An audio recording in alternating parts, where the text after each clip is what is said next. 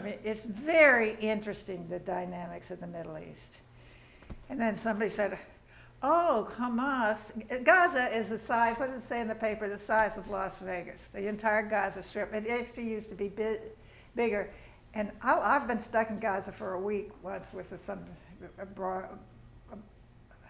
a blockade of some sort. I couldn't get out. But it's smaller than it used to be. Yes, there's several million people living there with no income. But something's wrong with Gaza. This is Jane Wolfe. Even in biblical times, people didn't want much to do with Gaza. Now, from my experience, it's a pretty beach that sort of runs, well, it used to run from Lebanon down to Egypt, but now it's squished off just down here. But something's wrong. It wasn't even very popular in biblical times. I don't know what's wrong with Gaza. So it's the water? It's on the water. It's on the Mediterranean. In fact, I have a T-shirt from the United Nations that is fantastic. It's got a little UN label here. This is when things they thought were going to get better.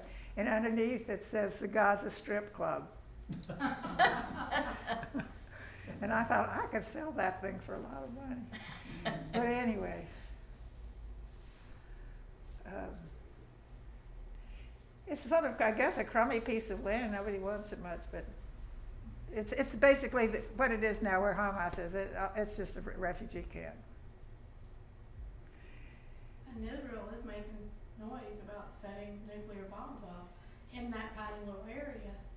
Yeah, well, they're good. And it's, But Hamas knew it was going to get sort of, I mean, I hate to be crass, but Middle Eastern politics is fairly crass. And Gaza's got too many people. They're going to lose a lot of people because of this. But maybe it'll be easier to feed. I mean, I hate to be cynical, you know, but. Are we ready? Ready to roll? Do I have a microphone or I just talk? So you don't have a microphone today. Okay, well, My Hoosie speaker's Bop, on the Hoosie fritz. Bop gave me a microphone, and I found that harder than Pete. Yes. Okay, all right. Today, first we're going to address Rosetta's question. Everybody prefers revenge. All of us. That's our intuition. Somebody hurt you, kill them. Life would be a lot easier if they were dead. That is a normal human reaction. Just the way lying is human. And we all, by the way, we all sin, we all lie, we all do everything.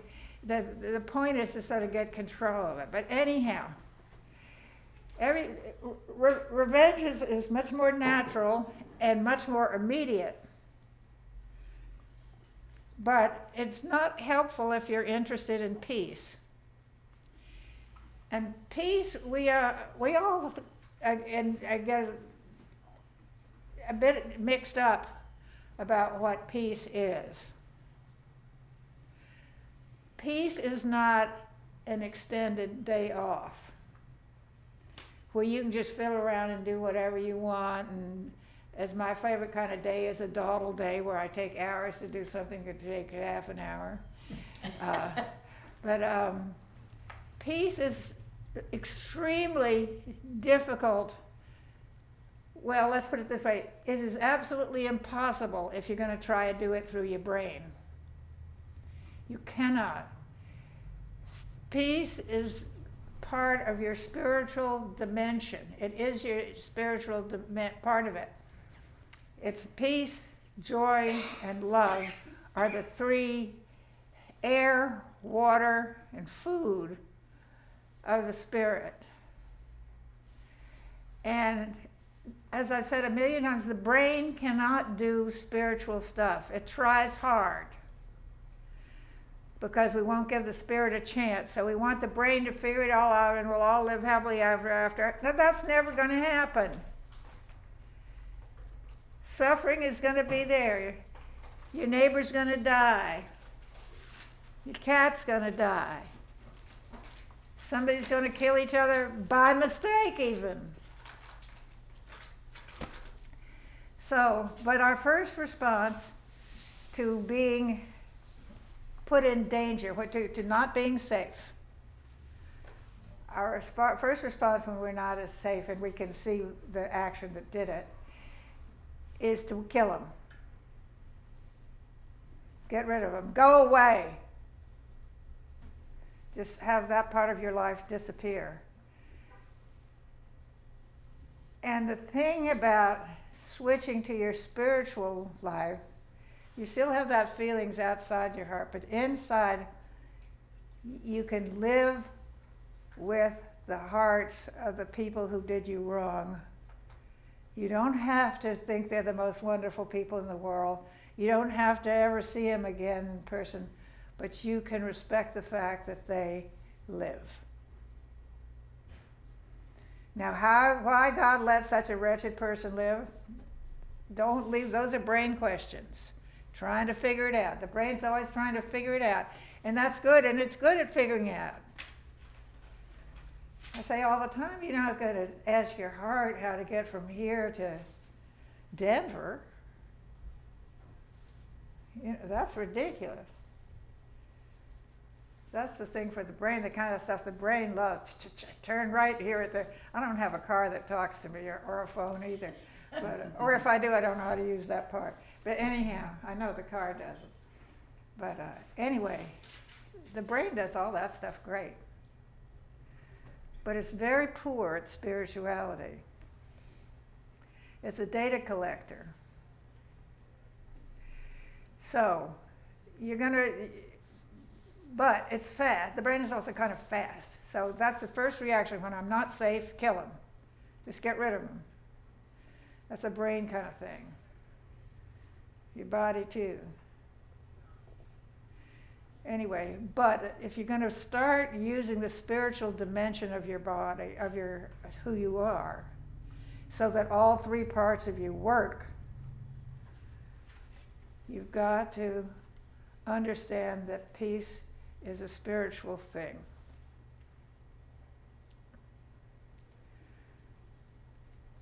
It's very interesting, it's sort of haunting that, as I told you, I preached last Sunday, and there's a little piece, they use track 2, and there's a little statement from Isaiah,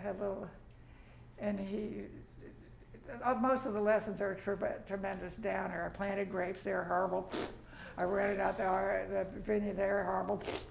Throw all those people away. But anyhow, towards the end of the little Isaiah 5 verses, it said, I expected justice and got bloodshed. I expected righteousness and heard a cry. And I thought, woo, did they set me up for this latest thing and for life anyway? Justice is a part of peace, and you're not going to have any peace without justice, and you're not going to have any justice without peace. They go together. And this is hard for everybody, particularly the privileged, who are used to justice being when it's convenient.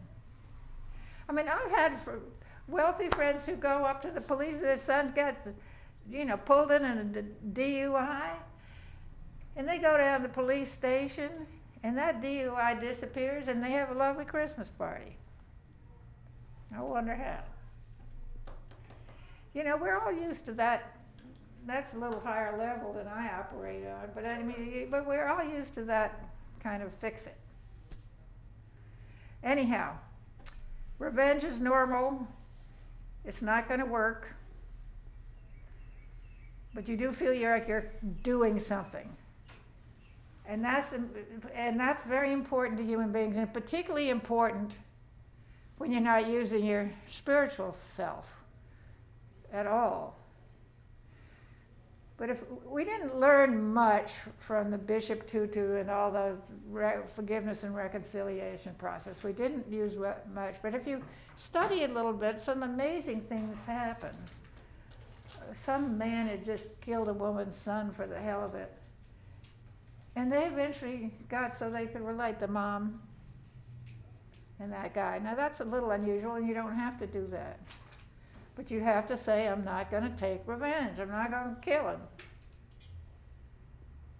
This is hard. I'm not saying it's easy. We want to take revenge because we're not living our spiritual selves, our whole selves. We're not being whole. We don't even give ourselves a chance to be whole.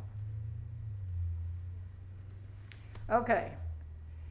And I wouldn't spend too much time on the Israeli-Hamas situation. I'd work a little bit on yourself and them, and you can hold the Israeli soldiers and stuff in your heart, and the Hamas. But you don't have to take a side. You can love them. And love is not hooked up with emotions. I mean, it can be. Emotions, feelings, romance, stuff, all that stuff, that's the kind of thing the brain uses for love. Those are all connectors, but they're highly unstable. We all know that. We all know that. Anyhow, what was I going to talk about? Oh, I was going to talk about healing and stuff. 90% of forgiveness, which is never talked about, is healing. You have to get over. You can say, okay, you can do the forgiveness part. I'm not going to take revenge. Not today. I'm not going to kill him.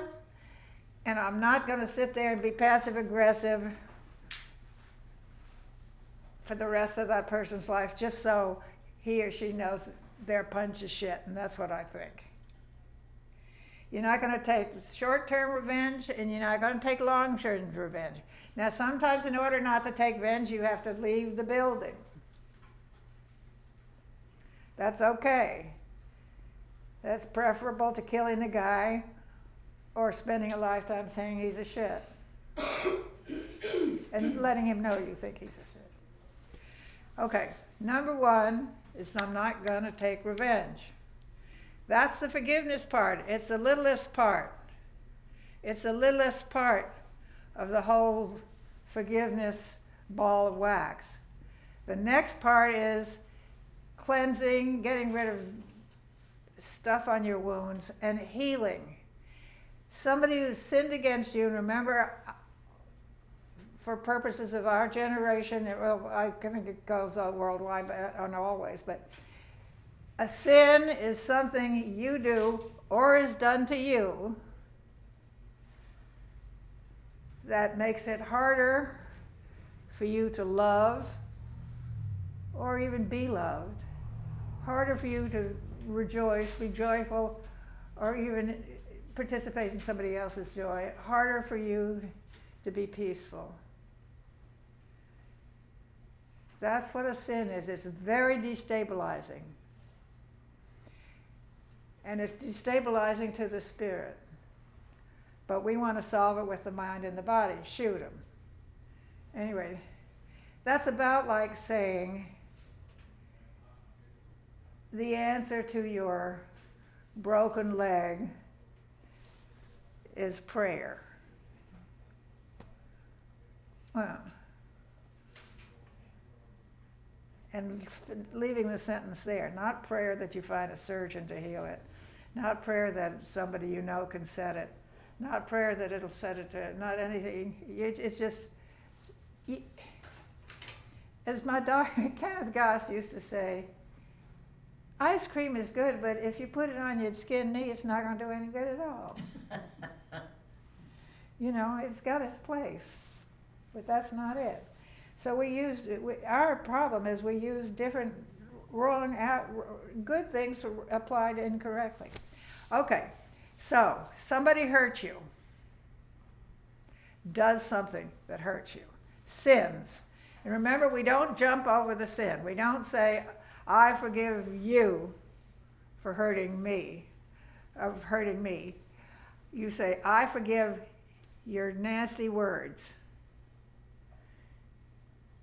which hurt me and destabilized me. You forgive sins.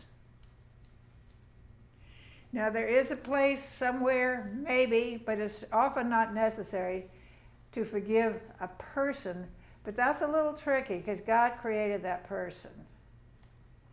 And you can forgive, but you're better off forgiving the sins and then the best palliative for saying, I forgive you for hurting me, is this gratitude. Is to say, thank you for allowing me to forgive. Thank you for allowing me not to take revenge. Thank you for allowing me to give her a chance to be whole too. So you forgive sins. And God forgives sins. So don't jump over. We want to just get the person. We just want to wipe out Hamas. But what we want to wipe out is, where'd they get those rockets? Anyway,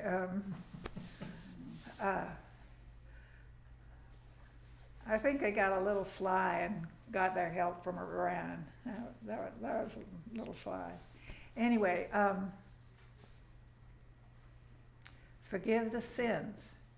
Now, you have to heal up from that destabilization from you're being sinned against, something that made you feel terribly insecure, unsafe, unfed, unhydrated. It just makes you feel terrible. You have to heal up from that. Forgiveness, the act of forgiveness does not help with your it helps with your healing because you did that. You don't have to worry about revenge. When it comes up, you say, nope, out the door. Not allowed in the community center. Anyhow, but you forgive this, you have to heal up. You have to start letting God or your spirit or whatever I forget all those words for God. The AA has a lot of them. But anyway, you have to let yourself start to heal. And you have to when you heal with your heart, you let spiritual things like angels. I know everybody thinks I just flipped off. All the mainline religions think you're a little silly when you flip off into angels. Because we don't see them, so they must not exist. That's the brain. Brain has a little trouble with angels. Heart has no trouble with angels at all. And they have most of the all these angels have non-invasive hands, and there's lots of different kinds of angels, just like there are lots of different kinds of dogs and stuff like that. There are lots of different kinds of angels that do different things, and they have sandhounds and sighthounds and herding dogs and stuff like that. The angels are like, and same with human beings. And most of them are in some form of the healing business. And they can work on your heart, but you have to allow it. You can't take your car to the garage to be fixed, then drive off. I mean, if you want their help, you got to hang around. They're not going to try to fix your carburetor while you're going 90 on the interstate. They're going to fix it. They're working on your heart. And it takes a long time. All healing, body, mind, and spirit, takes a long time. Much longer than it takes to get hurt. We've discussed all this a million times. It takes a paper cut a long time to heal. That stupid little thing. It'll take a week or two. Well, you can't just... It's very difficult for us to understand in our instant culture. We like immediate gratification. But healing takes a long time. And that sin that destabilizes you and makes you feel terribly insecure and depressed and anxious and stuff like that, it doesn't exist by itself. It exists we discussed this, these big vats or sores inside of you. We don't have 40 million hertz. We have about 3, sometimes 4 sort of containers for our hurts, and it usually just slips into one of those. And they're serious and dangerous, but there's also kind of an agenda for the healing. But as long as you're in the hospital and take time every day for the angels to come by or anybody, you will get better. You will get better. And then you say thank you all the time.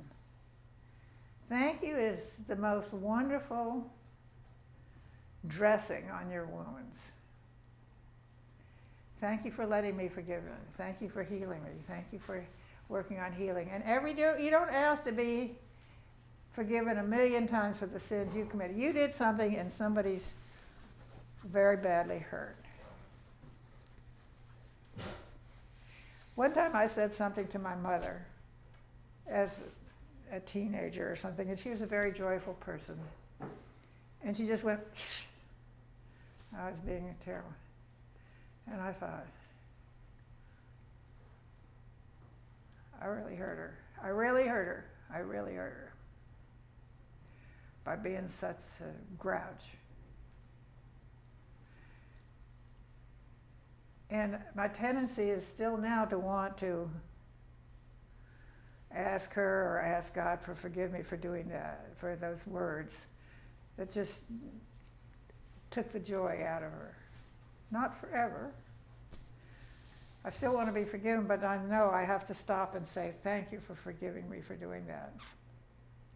You've got to go with the palliative care, not just the angels are there, two types that'll work on their deep wounds, and there's a whole type that you might as well access almost all the time, too, that works on getting rid of the parasites that infect your wounds worse than they are. They're usually on the surface. They're like flies and mosquitoes and all those things that come along to make your life better. But anyhow, if you take time daily, your wounds get better.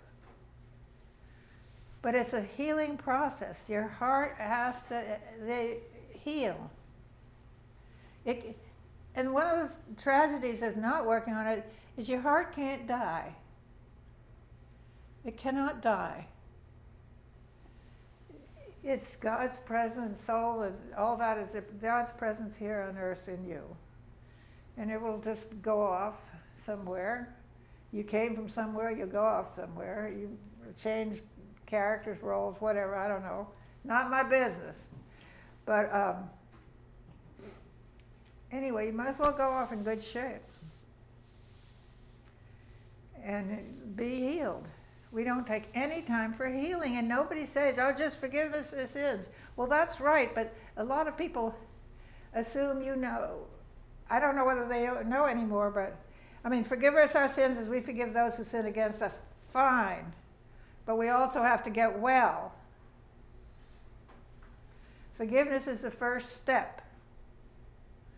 But we have to heal, and you have a healing team, and the people on the healing team do not, except in extremely rare instances, include any of the sinners against you, any of the people who destabilize you.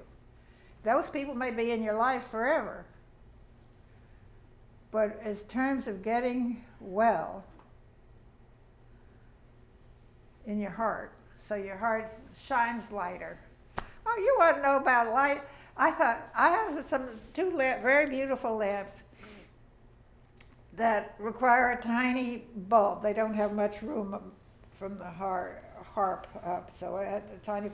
So I buy a tiny bulb, and I put it in last night. You can barely see. I thought, what's wrong with this? 7 watts. But it's beautiful. Well, look. It's a night light. That's right. But I didn't know. I saw a teeny bulb there with its normal base. I thought, that's mine. Anyway, back to the store. And I don't have any regular bottom light night lights. Anyway, such a problem. Such a first world problem. Wrong wattage on my bulb. Anyhow, okay, healing. You got to heal. Why it doesn't say forgiveness and healing together, I don't know, I guess there was some era where people were smarter spiritually than they are now. But we weren't making such tremendous demands on the brain as we are now. Now we much assume the brain can fix anything. I mean, you have to go to school. You have to go to brain school. You get, I don't know if you don't send your kids to school or prove that they're being homeschooled, I think you're in trouble.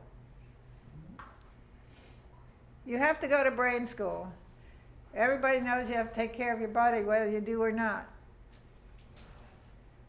But nobody says anything about, they think if you go to community worship once a week, that ought to take care of your spirituality. But who gets anything out of that? I mean, not enough. You might get a spoonful of food. Well, that's a real stupid way to eat, once a week, a spoonful. I mean, community is necessary, and that's one of the things that's hopefully being repaired now. Not always very constructively, but the death of the extended family was terrible. Remember that I said I was a week in Gaza?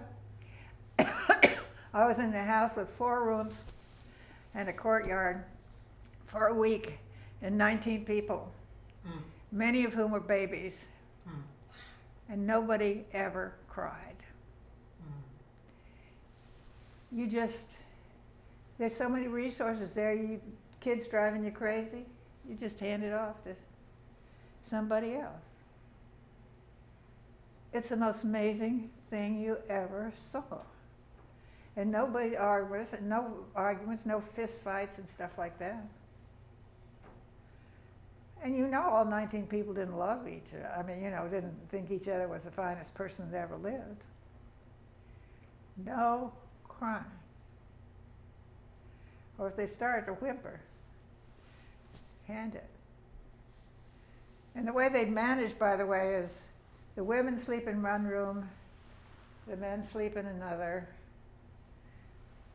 And if there's another bedroom, either for the head of the family and that couple, whoever's sort of head of the family, except when somebody's pregnant and having a baby, almost always, they get that room. Anyway, it's amazing that the coming back of the family are small communities, which I think are the base. This nuclear family is way too unstable to be the base of society. The individual of the nuclear family is very unstable. But the small family or the small tribe, that's a good base for community. And the small tribe can get along with another small tribe. But I guess it's considered a small family, the 19 of us. Well, 3 of us, it must be only like 16, because 3 of us were stuck there.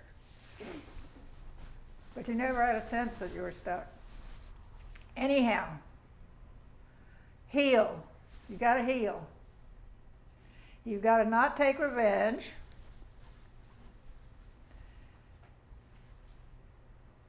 And if somebody takes revenge on you,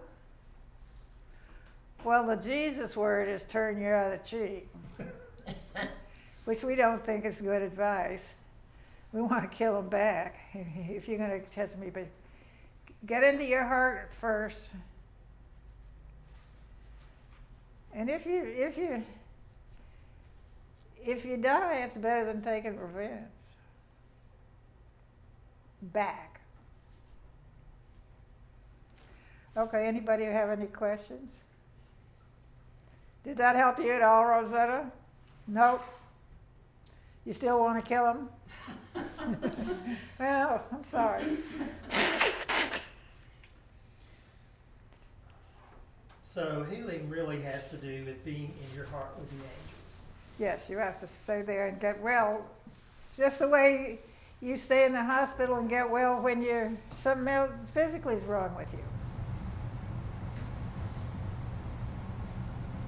That's why that Ed's grandson was 2 months in Boston Children's to get well.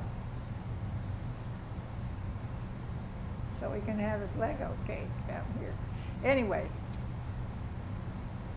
Can you say more about passive aggression? what? We all know what it is. Do we? We all know it's being, consciously or unconsciously, being nasty. Also called microaggression. When we all know it, when you're nasty to somebody, sometimes unconsciously, you just want them to know that they're no good. But you can take yourself out of the building, as you said, Yeah, without being passive aggressive. yes. I have to, every night I have I'm pitiful at night. I'm a morning person. I think I told you, I asked God, I said I would like to be nicer and more profound and everything at night. And he said, I said, I knew God was going to say, okay, let's work on that. And God said, too bad. Try it in the morning. You're a morning person. But I tend to get passive aggressive, sorry for myself. Nobody cares about me. I got feeling lonely and stuff. Oh, that just get in your heart and go to bed. I mean, really. But it's self-pity is a sort of entryway into passive aggressive, because you're going to take it out on somebody else. It's their fault that nobody pays attention to you, that they're their only subject that they're interested in. You know, they don't care about you, but you care about them, particularly if they behave nicely. Anyway, yeah? What are the 3 or 4 containers that all the hurts Okay. go into? One is everything, a container holds all the betrayal and abandonment you've ever felt. From the day you got out of the womb to today. That's one, betrayal and abandonment. Another one is hopelessness or despair, which is the same word, but slightly different take. All the sort of failure to grow, things that have stopped you from growing, from being interested. And I'm not saying, I'm interested in things that would be helpful to you. I'm not saying you lost interest in becoming a gymnast. You know, that's going to happen or not. But most everybody in this room, I suspect, is not on that track, even athletic. Somebody was trying to sell me something the other day. She said, if you drink this, you know, your muscles are just going to feel so much better. I said, and I'm going to be able to lift my arms because of my arthritis. Well, I don't know about that. Anyway, anyhow, I bought it. I'm a sucker. Not because I think it will do any good. I want to help a man. But anyhow, abandonment and betrayal, hopelessness, and failure to grow. And the third one is destruction. Things that have happened that have actually destroyed part of who you are. Things like sexual abuse, things like that. So in terms of the Lord's Prayer, you know, where we say, forgive us our trespasses as we forgive those who trespass against us, would you put it, forgive us our trespasses as we forgive the sins? Oh, yeah, I would. The later translations, I think, say, forgive us our sins as we forgive those who sin against us. Yeah, I would say stop at the sin. Now, the fourth category of wounds is what I call character wounds, the big, and for some reason it's not as big as the 3 others. It's a sort of 7, the deadly sins wounds. It was what? I didn't hear The 4th container, should you have one for stuff that doesn't fit in the other 3, our sins of character, wrath, avarice, sloth, pride, lust, anger, greed. Gluttony. Those are the character sins. But don't, and they can be worked on. Just don't hop in that bucket first, and don't see which one that the angels are going to work on. They have an agenda, and it's generally not yours. Do we have to know what it is? What? Do we have to know what their agenda is? No. No. Just let them work and say thank you. I probably should do a whole class on gratitude. So Yeah. are you saying to let the angels do their work? Are you saying, is that like sitting in silence and focusing on that? You don't necessarily have to focus, just sit and let things happen. And try to dump your mind. If you can push your mind, or I let the angels do it because I'm so lazy. Push it behind your heart. Then you can't see, you're sitting there like a dunce. You're just sitting there. That's a good place to be, dunce.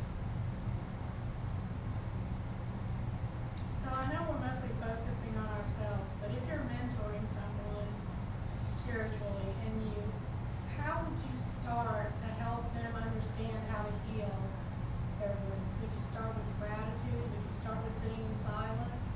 Is it unique to each person? It's pretty much just sit there and listen to what you're supposed to say. Don't figure it out.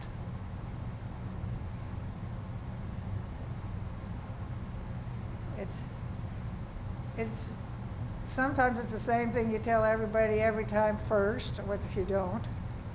It depends on the person. It depends on where their heart is to be able to hear. Because you're working on their spirit, if you're working on their spiritual health, 1/3 of who you are,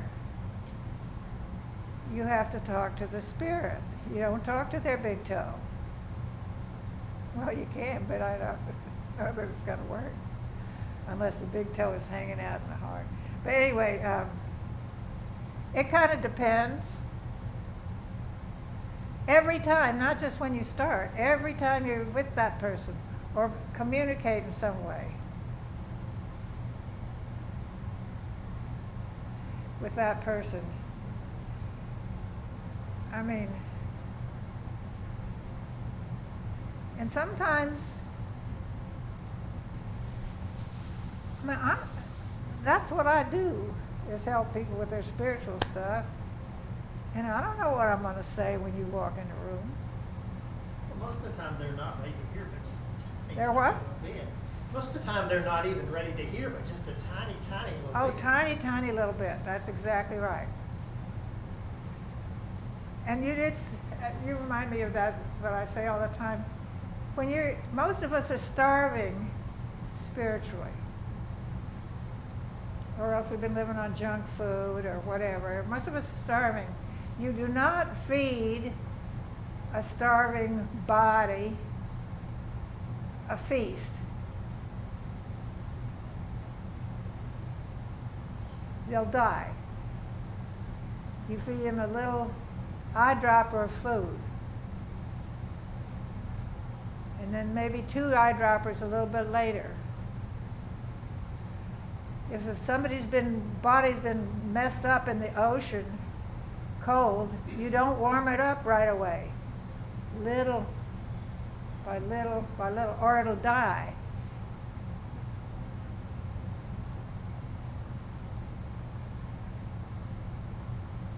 But your heart knows how much somebody can take.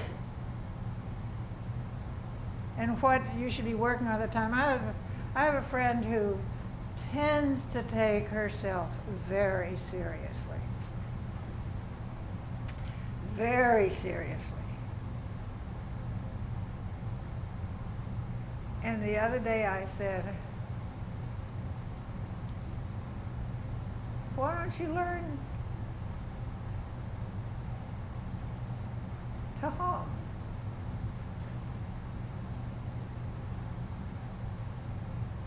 I couldn't hear what you Hum, said. just hum, something Hum. stupid. Hum. And I did that recently on my Facebook too. Somebody who takes himself seriously. I said, "Go learn how to whistle." "I'm a great whistler," he said. Who knew? But he stopped taking himself so fucking seriously. And we discussed whistling in showers. You have to listen to how you're supposed to speak from the heart. You have to listen it.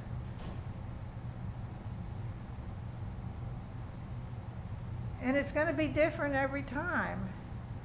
If somebody's immensely grieving and is upset like that, you're not going to tell them to whistle. You know, a nice hug is probably the best you can do there. Or a pat on the back. Hug may be too much.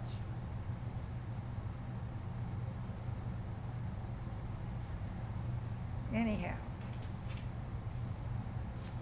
it all depends on your listening to what you're supposed to say.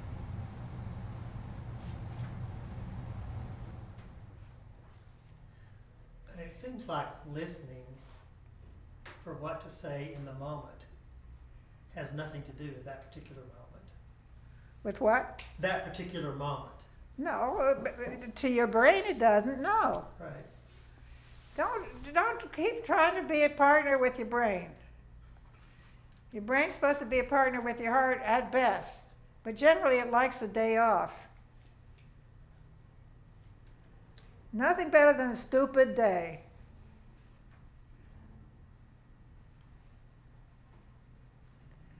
We all figuring. The poor old brain works overtime. And it makes overtime mistakes.